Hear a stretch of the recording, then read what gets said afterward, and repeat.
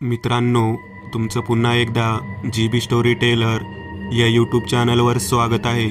आजच्या आपल्या गोष्टीचं नाव आहे यक्षिणी. लेखक देवगण कडाळी. पण गोष्ट सुरू करण्याआधी जर कोणी या चॅनलवर पहिल्यांदाच आलेले असाल तर त्यांनी ह्या चॅनलला सबस्क्राईब करायला विसरू नका. चला तर मग अजिबात वेळ न घालवता गोष्टीला सुरुवात करूया.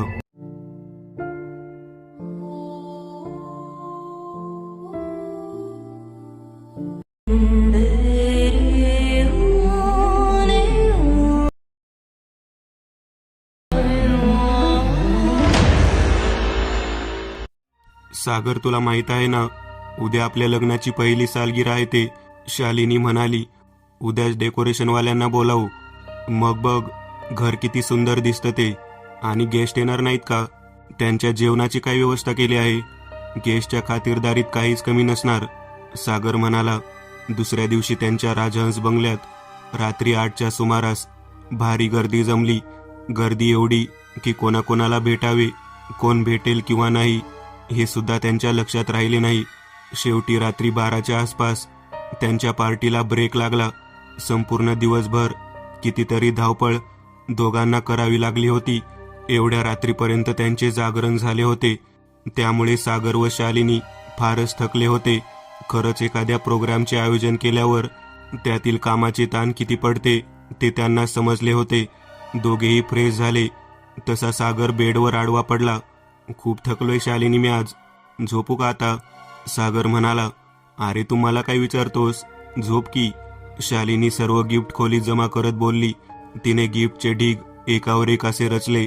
त्या गिफ्टच्या ढिगाकडे पाहून तिला सारखे वाटे की कोणता तरी उघडून पाहावा, पण फार थकल्यामुळे तिचे डोळे जड पडले होते.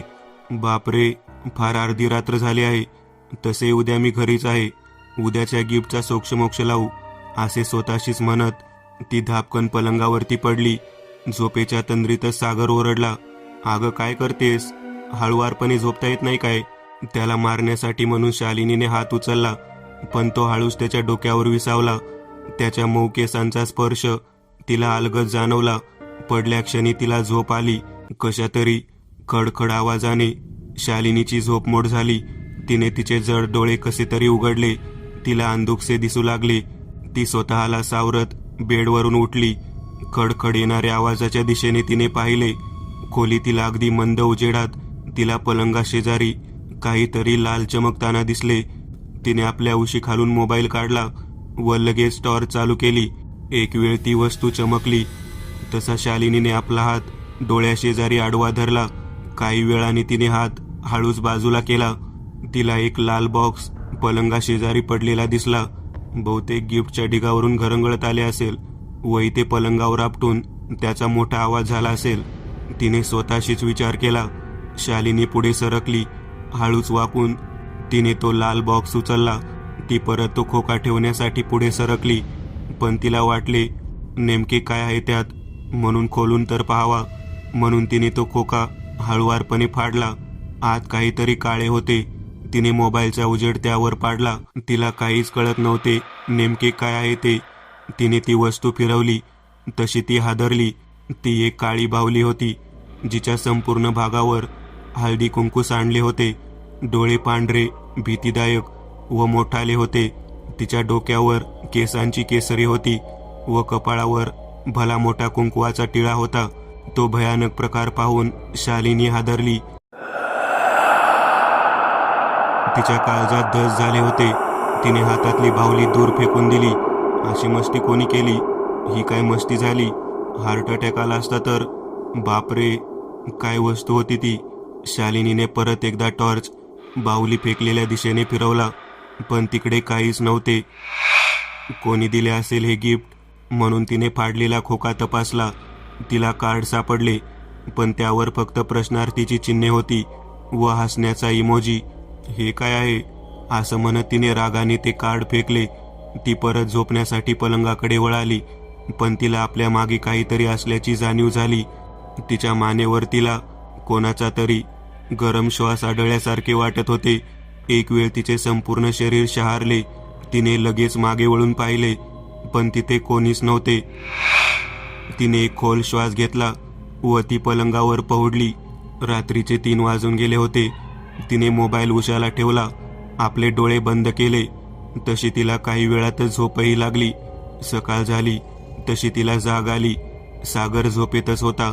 सागर उठ, तुझी आज मीटिंग आहे ना? त्याला हलवतच शालिनी म्हणाली. सागर लगेच उठला. बरे झाले आठवण करून दिली तुम्ही, नाहीतर इथे झोपलो असतो. लवकर नाश्ता बनव.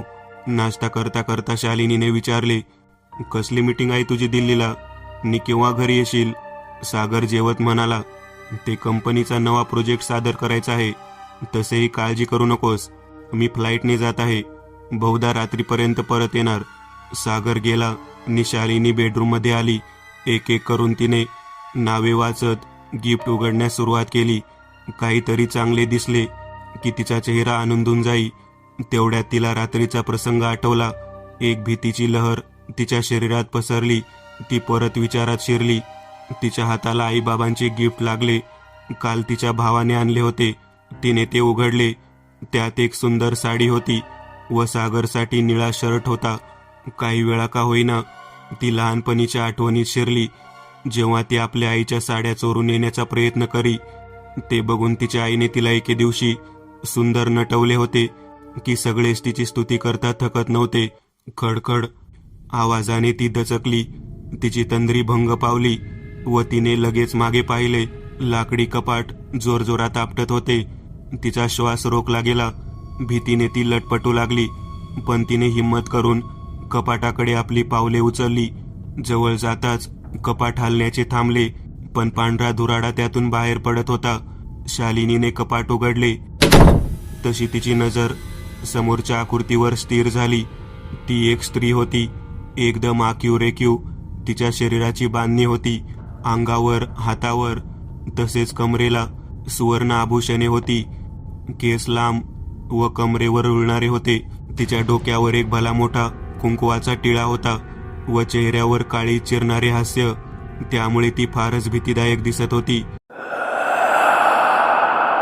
पाहता पाहता तिचे अंग काळे पडू लागले. तिला पाहता क्षणी शालिनीचे हातपाय थरथरू लागले होते. तिने आपले दोन्ही हात आपल्या तोंडावर ठेवले व जोरात ओरडण्याचा प्रयत्न केला, पण काहीच फायदा झाला नाही. तिच्या तोंडातून फक्त गरम वाफ बाहेर पडली, पण तिचे तोंड मात्र आखडले.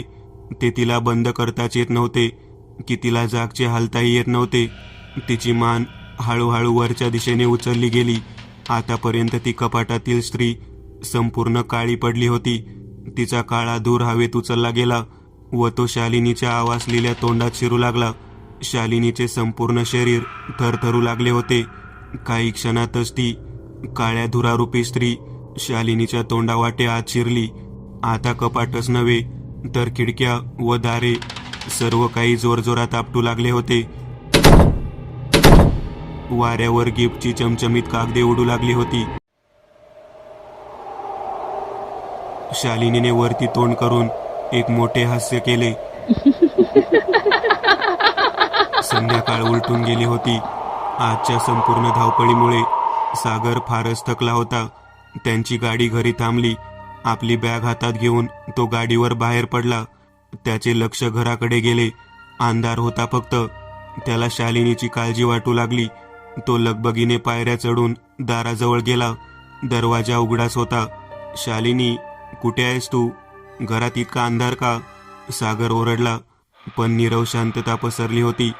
तिने फक्त रातकिड्यांचे कर्कश ओरडणे त्या भयान वातावरणात पसरले होते. सागरने हळूच खिशातून मोबाईल काढला व त्याची टॉर्च चालू केली. इकडे तिकडे त्याने मोबाईल फिरवला. अंधारात त्याला फक्त ठेवलेल्या वस्तू दिसल्या. त्याने 2-3 वेळा स्विच ऑन ऑफ केला, पण काही परिणाम नव्हता. काळजीपोटी तो आपल्या बेडरूमकडे धावला. दरवाजाला धक्का देत त्याने तो जोरात उघडला. दरवाजा खाडकन आपटला. त्याने उजेड बेडवर पाडला तर तिथे शालिनी बसली होती. तिची पाठ सागरच्या दिशेने होती, त्यामुळे तिचा चेहरा पाहणे अशक्य होते.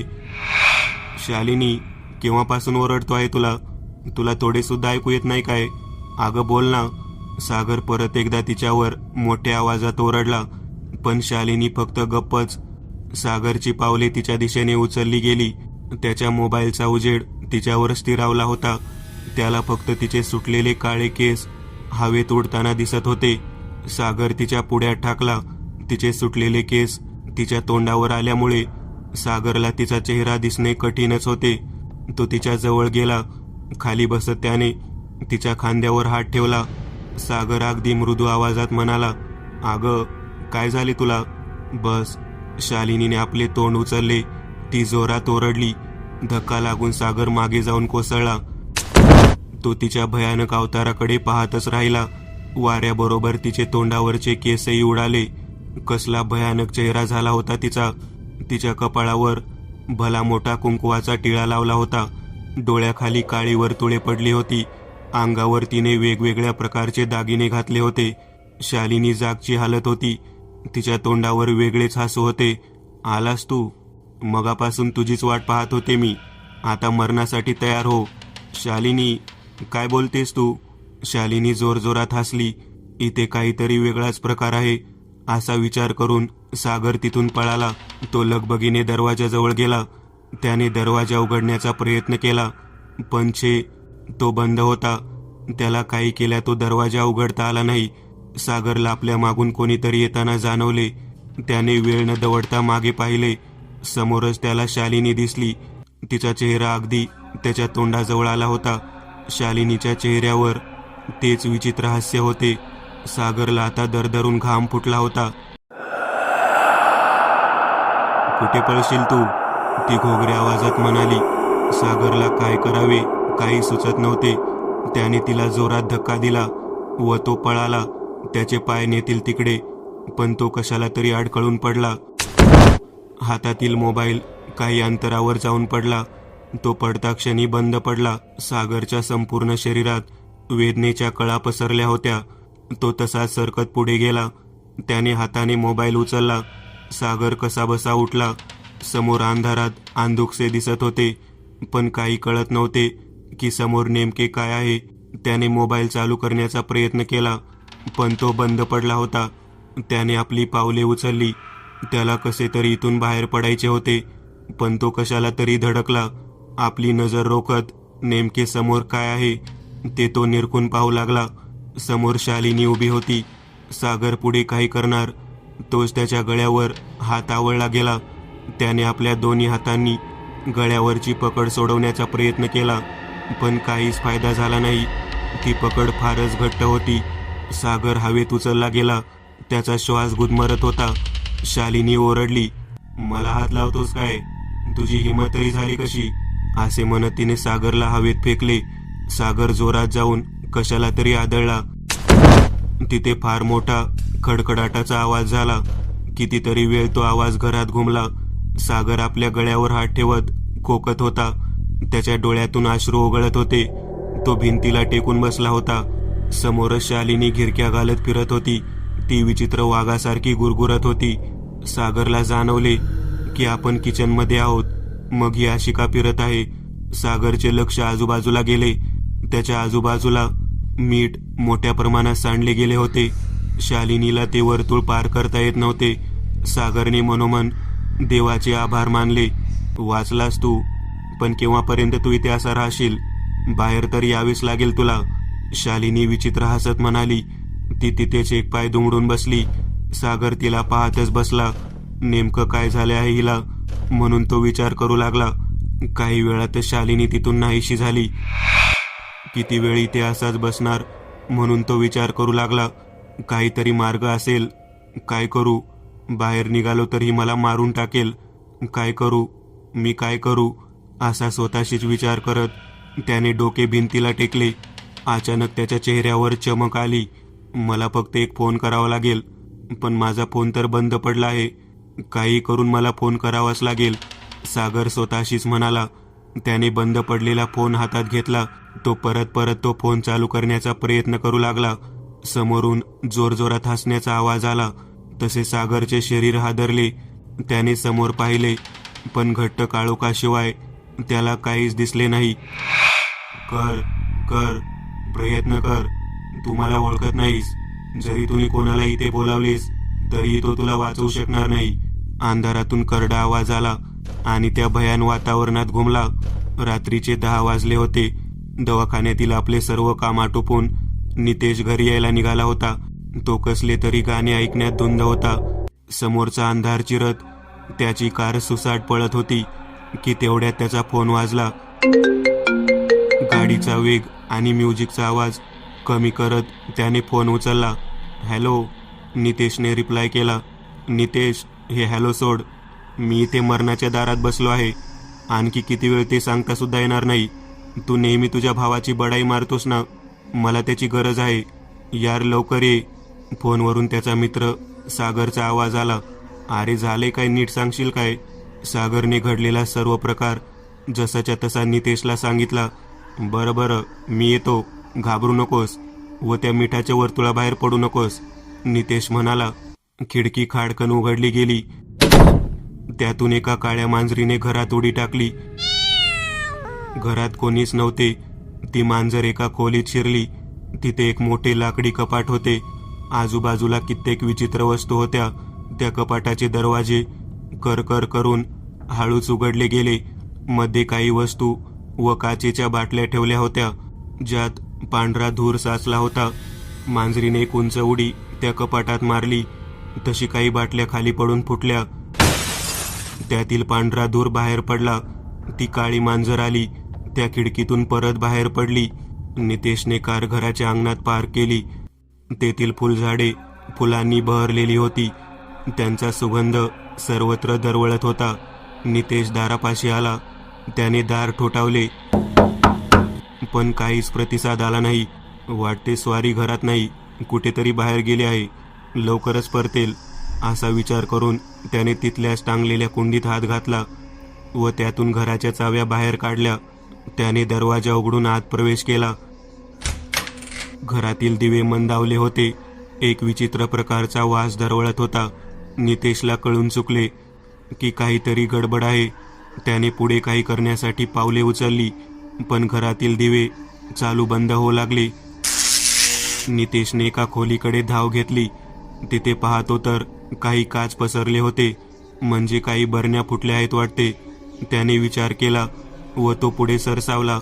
पण तेवढ्यात त्याच्या पुढ्यात एक आकृती उभी ठाकली. तिला पाहताच नितेश 2 पावले मागे सरकला. समोरच 3 डोक्याची 6 हात व पाय असलेली आकृती हवेत तरंगत होती. तो विचित्र प्रकार पाहताच नितेशच्या काळजात धस झाले. पण तो घाबरणाऱ्यातला नव्हता. नितेशने बाहेर धाव घेतली पण दरवाजा जोरात आपटला व बंद झाला. समोरून ती आकृती विचित्रपणे हसत पुढे सरकली. तिने नितेशला पकडले पण एखादा करंट लागावा तसा तिने हात मागे ओढला. ती काही वेळ किंचाळत तिथेच उभी राहिली.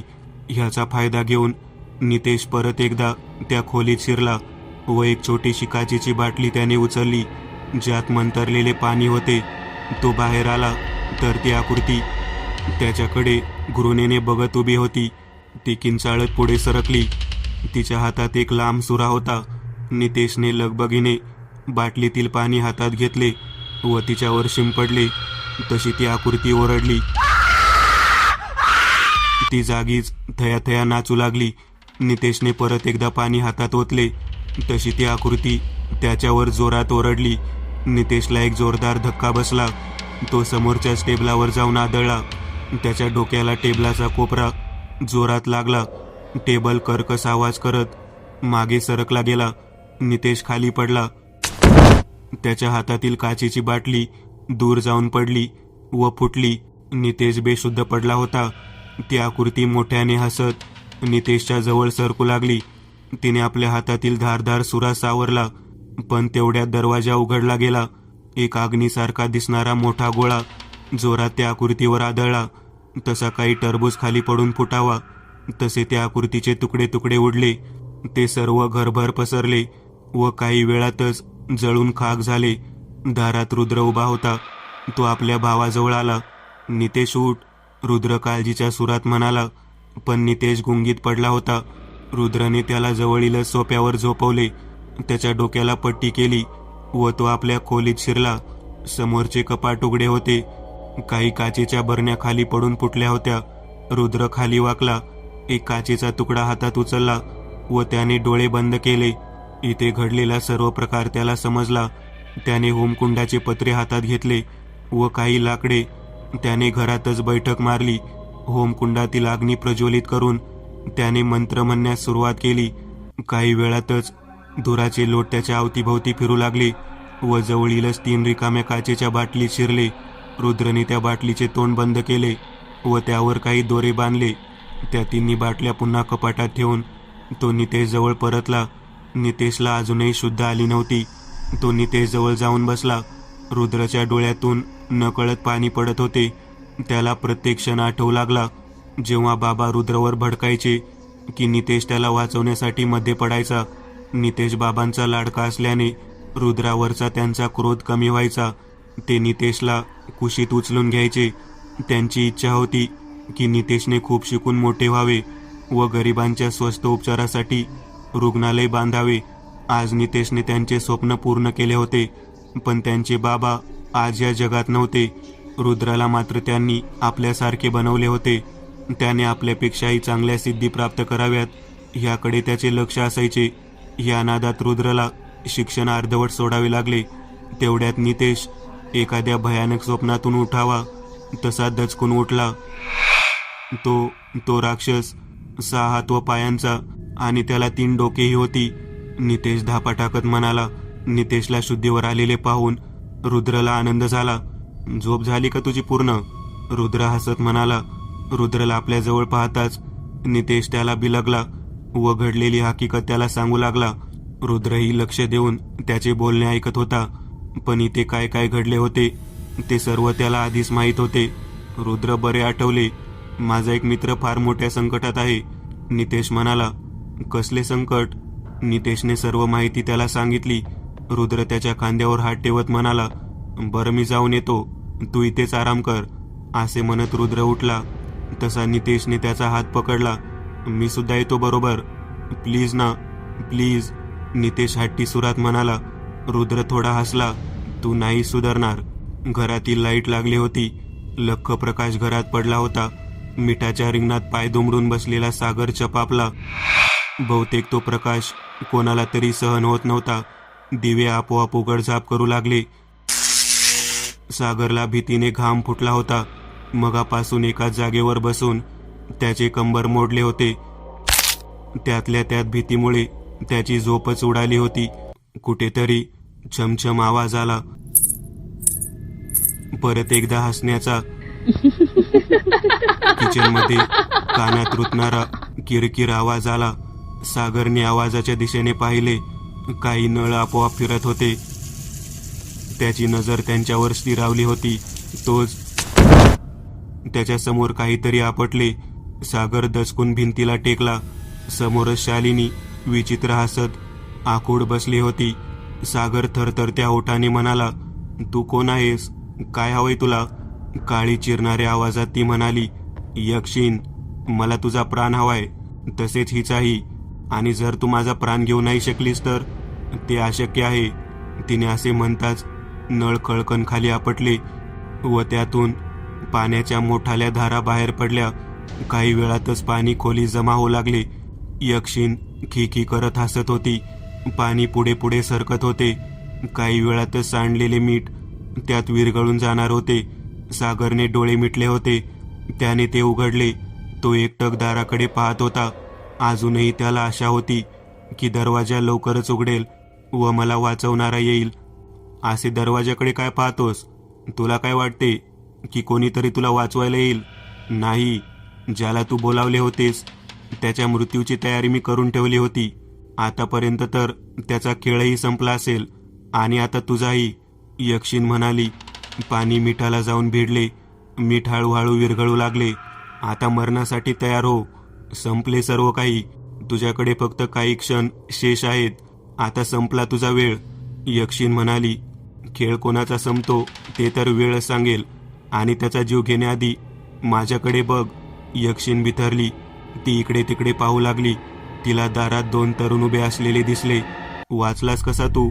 वाटते ते सर्व निकामी होते. तुझे खरे मरण तर इथे आहे, यक्षिन म्हणाली. रुद्रने स्वतःला सावरले. पुढे काय होणार हे त्याला ठाऊक नव्हते. किचनमध्ये इतस्त पडलेला चाकू सुरा आपोआप उचलले गेले. त्यांचे तीक्ष्ण टोक रुद्रावर रोखले होते. काही क्षणातच वेगाने चाकू सरसावले. रुद्रने नितेशला बाजूला ढकलून दिले. काही चाकू दारात शिरले. एका चाकूची धार रुद्रच्या डाव्या हाताला लागली. त्यातून रक्त वाहू लागले. वाचलास तू, पण आता नाही. परत एकदा घरातील वस्तू हवेत तरंगू लागल्या. एक एक करून ते सर्व रुद्रावर येऊन आदळू लागल्या. एक मोठे टेबल वेगात रुद्रच्या दिशेने आले. आपल्या भावाला वाचवण्यासाठी नितेश मध्ये पडला. ते टेबल जोरात त्याच्यावर आदळले. नितेश जागीच कोसळला. रुद्र लगेच त्याच्याजवळ धावला. नितेश, काय केलेस हे? तू रडतोस का? माझाच वार चुकला, आता हा वार सांभाळ, यक्षिणी म्हणाली. तसा अत्यंत वजनी सोफा हवेत उचलला गेला. रुद्र नितेश पासून बाजूला झाला. सोफा जोरात येऊन रुद्रवर आदळला. रुद्र खाली कोसळला. त्याच्यावर तो सोफा पडला. एक वेदनेची कळ रुद्रच्या अंगात पसरली. तो जड सोफ्याखाली दडपला गेला. सोड त्याला, जाऊ दे. सागर शालिनीचा गळा धरत तिच्यावर ओरडला. मूर्खा, मला हात लावतोस? तिने सागरला जोरात धक्का दिला. तो धक्का फारच जोरदार होता. सागर हवेत उडाला व समोरच्याच भिंतीवर जोरात आदळला. भिंतीचे टरपले निघाली. सागर तोंडघशी साचलेल्या पाण्यात पडला. त्याच्या तोंडून रक्त वाहू लागले. तेवढ्यात यक्षिणीचे लक्ष रुद्रावर पडले. त्याने अर्धा सोफा उचलला होता. तसे डायनिंग टेबल येऊन त्यांच्यावर पडले. रुद्र धाडकन जमिनीवर पडला. त्याच्या छातीत जोराची कळ उमटली. तोंडातून काही प्रमाणात रक्त बाहेर सांडले. फारच ताकद आहे तुझ्यात, पण आधी मला हरणाची शिकार करायला आवडते, असे म्हणत यक्षिणी सागरच्या दिशेने सरसावली. तिने डोळे बंद केले. काही क्षणातच तिच्या हातात एक धारदार तलवार प्रकट झाली. तिने ती हवेत उचलली, पण तेवढ्यात एक जोरदार आवाज झाला. एखादा फटाका फुटावा तसा. यक्षिणीने त्या आवाजाच्या दिशेने पाहिले. रुद्रने आपल्या शक्तीचा वापर केला होता. तो सोफा दूर जाऊन पडला. डायनिंग टेबल तुकडे तुकडे होऊन पडला होता. आधी ह्याची मान कापते, मग खात्रीने तुझे उडवीन, यक्षिणी रागातच म्हणाली.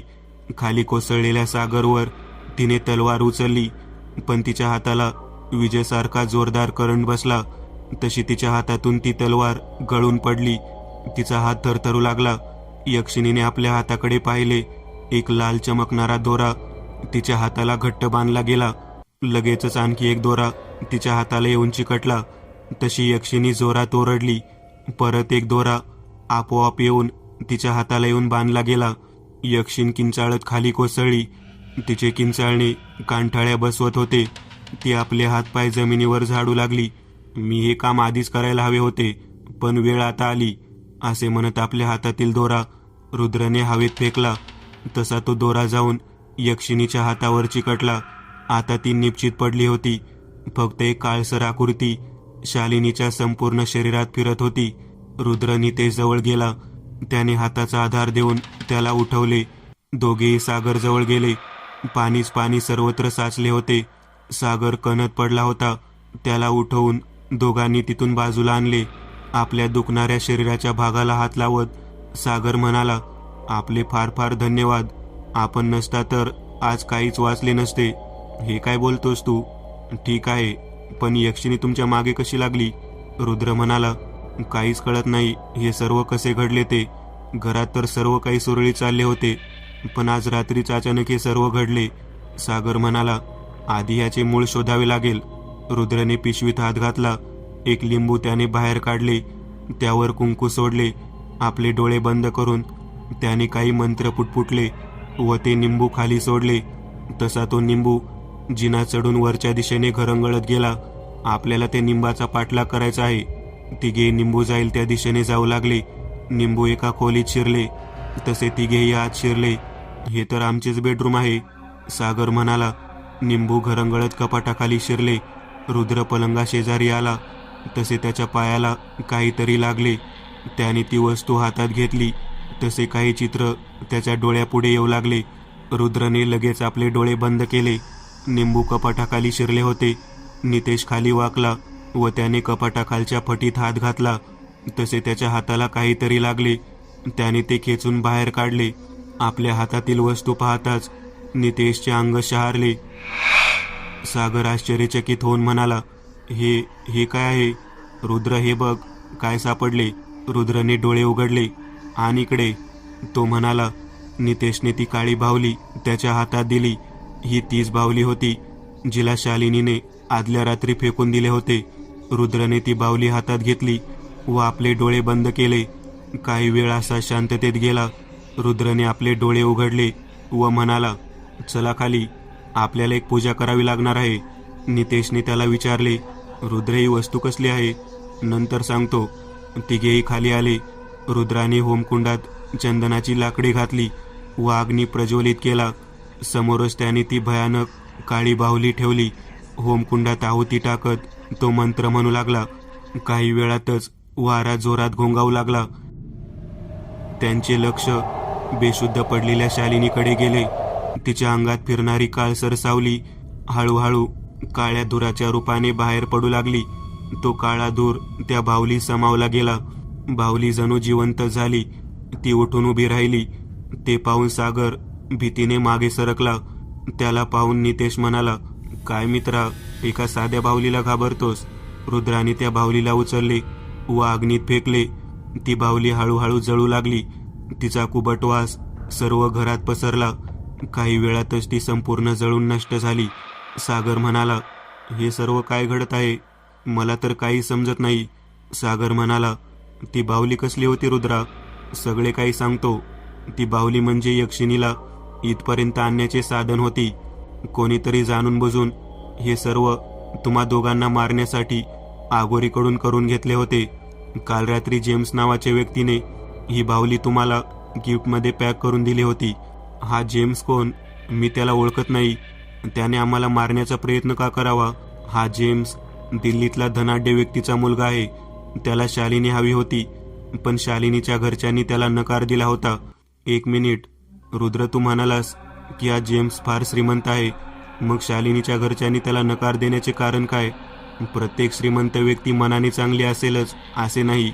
एका वर्दळ कमी असलेल्या रस्त्यावर स्कूटीसमोर जंगली जनावर अचानक आल्याने शालिनीच्या आई वडिलांचा अपघात झाला होता. तिच्या वडिलांना फार लागले नव्हते, मात्र तिच्या आईच्या डोक्याला फार मार लागला होता व त्यातून रक्त वाहत होते. रस्त्यावर कोणीच नव्हते.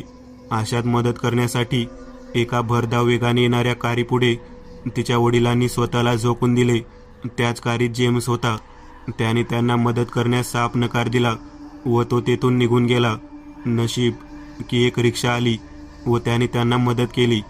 पुढे हा जेम्स जेव्हा शालिनीला लग्नाची मागणी घालायला आला तेव्हा शालिनीच्या आई वडिलांनी साफ नकार दिला.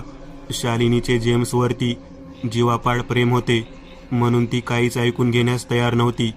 तिने घर सोडून त्याच्याकडे जाण्याचा प्रयत्न केला, पण तिच्या वडिलांना हार्ट अटॅक आला व वडिलांची शेवटची इच्छा म्हणून तिने सागरशी लग्न केले व ह्याचाच बदला घेण्यासाठी जेम्सने हे सर्व केले. सर्व कहाणी ऐकून सागर एकदम उदास झाला. आपण जिच्यावर एवढे जीवापाड प्रेम करत होतो तिचे आपल्यावर प्रेम नव्हतेच. सागरच्या मनाची चलबिचल चालली होती. शेवटी तो न राहून रुद्रला म्हणाला, आपण हे सर्व सांगता हे खरं कशावरून? नितेश हे शब्द ऐकून चपापला. अरे, ज्याने तुझी इतकी मदत केली तू त्याच्यावरच अविश्वास दाखवतोस. रुद्र नितेशला थांबवत म्हणाला, नितेश थांब, त्याची शंकाच त्याने फक्त विचारली आहे. असे म्हणत रुद्रने पिशवीत हात घातला व एक सोन्याची साखळी काढली ज्याला एक हार्ट शेपचे लॉकेट लटकत होते. हे बघ, असे म्हणत रुद्रने ते लॉकेट सागरच्या हातात दिले. हे तेच लॉकेट होते जे पलंगापाशी रुद्राच्या पायाला लागले होते. सागरने हळूच ते लॉकेट उघडले. त्याचे दोन भाग झाले. एका बाजूला तिची बायको शालिनीचा सुंदर फोटो होता, तर दुसऱ्या बाजूला एका तरुणाचा. हे बघून सागर अवाक झाला. तो म्हणाला, हा तरुण, याला मी पाहिले होते. हा त्या दिवशी आमच्या लग्नाच्या सालगरीच्या पार्टीत आला होता. म्हणजे तुम्ही जे काही सांगता ते सर्व खरं आहे. मला माफ करा. सागर रडत म्हणाला, अरे काय करतोस? तुला बघून त्याला सुद्धा रडू येणार. तो फार हळव्या मनाचा आहे. नितेश सागरला चिडवत म्हणाला, आता सगळे काही ठीक झाले आहे. आपण आपली काळजी घ्या. असे म्हणत रुद्र उठला. नितेश व रुद्र दोघेही बाहेर आले. कार वेगाने धावू लागली. रुद्र, तो अघोरी कृत्य करणारा जेम्स आणि ज्याकडून त्याने सर्व करून घेतले, त्याचे काय होणार? ते पुन्हा तर त्यांना त्रास देणार नाहीत ना? नितेशने रुद्रला विचारले. रुद्र म्हणाला, ज्याची त्याची कर्माचे फळ त्याला मिळत असते. आता तीच यक्षिण त्यांच्यावर उलटली आहे. त्याचे आता काय होईल ते त्यांनाच माहीत. आणि ती तुझी निकिता त्या सागरसारखे व्हायला नको. हा, नितेश चपापला. कोण निकिता? तुला कसे माहीत? ही तीच निकिता जिला आपण मागे वाचवले होते. पण तुमच्या दोघांचे लफडे कधीपासून चालू आहे मला समजलेच नाही. आज जेव्हा तू घरात बेशुद्ध पडला होतास तेव्हाच तिचे फोन तुला येत होते. माझे नशीब की शेवटी मी फोन उचलला व तुझे भांडे फुटले. नितेश लाजला. असे मुलीसारखे काय लाजतोस? लग्नच करून घ्या, तसाही तू सेटल आहेस. रुद्र त्याला चिडवत म्हणाला. मोठ्या भावाचे लग्न आधी होते, मग छोट्याचे. पण तुझा स्वभाव तर कसा की कोणी मुलगी तुझ्या प्रेमात पडणे तर अशक्य, पण कोणती तुझ्या जवळ सुद्धा फिरकत नाही. रुद्र हसला. म्हणूनच तर म्हणतो ना मी, आधी तू लग्न करून घे. माझे तर मलाच माहीत नाही. मी एक नवीन चॅनल ओपन करत आहे. त्यावर तुम्हाला ॲनिमेटेड हॉरर स्टोरीज पाहायला मिळतील. त्या चॅनलची लिंक या व्हिडिओच्या डिस्क्रिप्शन मध्ये दिलेली आहे. चॅनलला सबस्क्राईब करायला विसरू नका. मित्रांनो, आज पुरतं एवढंच. तुम्हाला जर काही गोष्ट आवडली असेल तर नक्की लाईक करा. तुमच्यापैकी बरेचसे जण व्हिडिओ लाईक न करताच पळून जातात. पण हा जर व्हिडिओ तुम्ही लाईक केला तर मला जरा बरं वाटेल आणि असेच भारी भारी व्हिडिओ बनवायची माझ्यात एनर्जी येईल. त्यामुळे नक्की लाईक करा. आणि अजूनही कोणी या चॅनलला सबस्क्राईब केलेलं नसाल तर लगेच सबस्क्राईब करून टाका. आणि बाजूची घंटी ती मात्र दाबायला विसरू नका. देवाची घंटी आहे ती.